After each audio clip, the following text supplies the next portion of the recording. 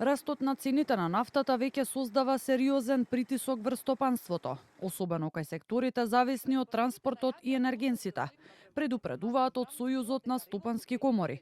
Подпредседателот на комората Ромео Костадинов вели дека зголемините трошоци за гориво директно се прелеваат врз трошоците за производство на компаниите, што отвара дилема дали и до кога тие ќе можат да ги задржат сегашните цени на производите и услугите. Дополнителен ризик според него е неизвестноста околу снабдувањето со енергенси, што ги тера компаниите да размислуваат за алтернативни извори и рути.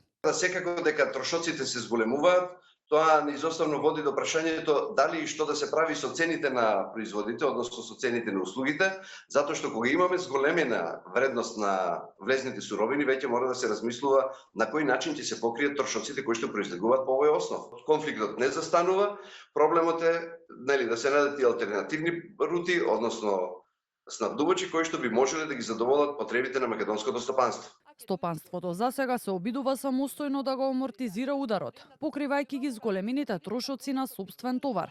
Но доколку ваквиот тренд продолжи на подолг рок, Костадинов вели дека ќе биде неопходна и државна интервенција. Засега стопанството ги следи промените односно флуктуациите во цените на горивата и согласно најавите на владата и планот за кризни мерки во поглед на намалување на ефектите од оваа криза се уште се актуелни, така да играњето со стоковите резерви во количините, односно со цените, исто така и мерките со премијат на акцизата, односно со намалување на вредноста на акцизите или другите мерки, значително би помогнале за стабилизирање на состојбата.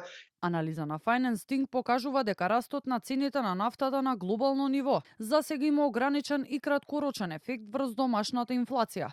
Според нивните пресметки, зголемување од 10% на цената на нафтата ја зголемува инфлацијата за околу 0,10%. Сепак од институтот предупредуваат дека на среден рок ефектите се поизразени и препорачуваат владата да биде подготвена за краткорочни мерки како привремено намалување на акцизите, со цел да се ублажи притисокот врз граѓаните и компаниите.